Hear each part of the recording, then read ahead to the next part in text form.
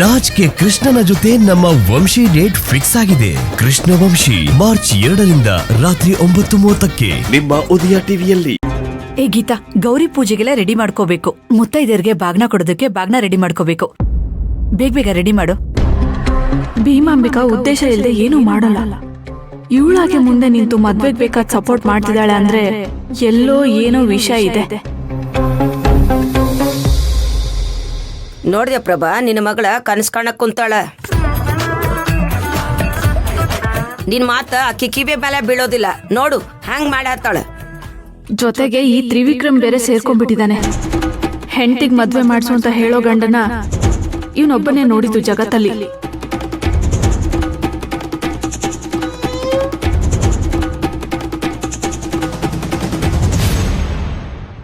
ಏ ಗೀತಾ, ಅಮ್ಮ ಅಮ್ಮ ಅಲ್ವೇ ಕೆಲ್ಸ ಆಗಿಲ್ಲ ಅಂತ ನಾವೆಲ್ಲ ತಲೆ ಕೆಡ್ಸ್ಕೊತಾ ಇದೀವಿ.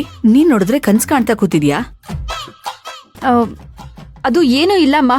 ಪಲ್ಲವಿ ಮದ್ವೆ ಅದು ಹೋದ್ಮೇಲೆ ಹೇಗಿರ್ತಾಳೆ ಅಂತ ಕನಸು ಕಾಣ್ತಾ ಇದ್ದೆ. ಇದು ಕನ್ಸ್ ಕಾಣೋ ಹೊತ್ತಲ್ಲ, ಮೊದ್ಲು ಕೆಲ್ಸ ಮಾಡು. ಆಯ್ತು ತಗೋ. ತಾಯಿಲಿ ತಗೋಮ್ಮ.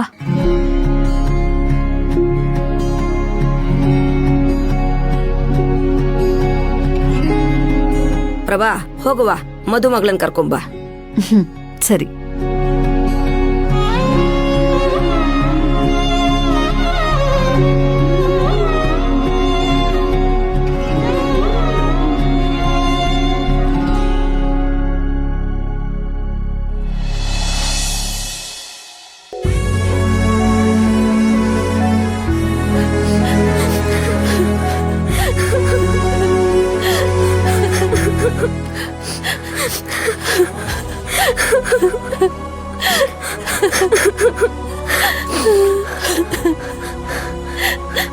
ಅಳ್ಬೇಡ್ರಿ, ಸಮಾಧಾನ ಮಾಡ್ಕೊಳ್ರಿ. ಹೆಂಗಣ ಸಮಾಧಾನ ಮಾಡ್ಕೊಳ್ಳೋದು?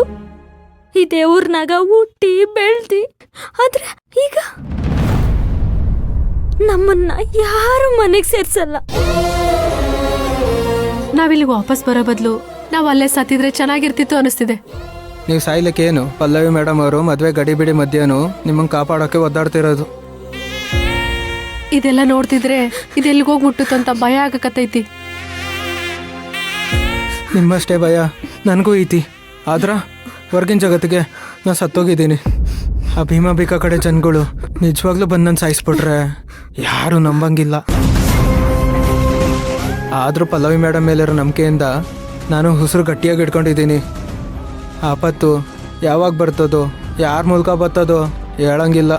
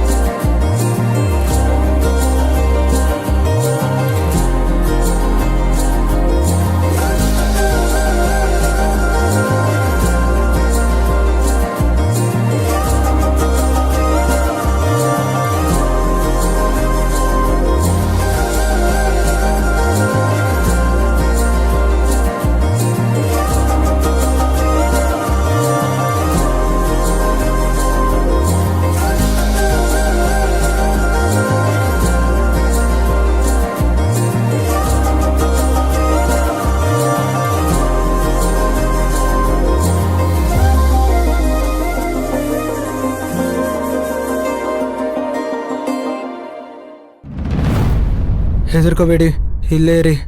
ಯಾರು ಬಂದಿದ್ದಾರೆ ಅಂತ ನೋಡ್ಕೊಂಬರ್ತೀನಿ.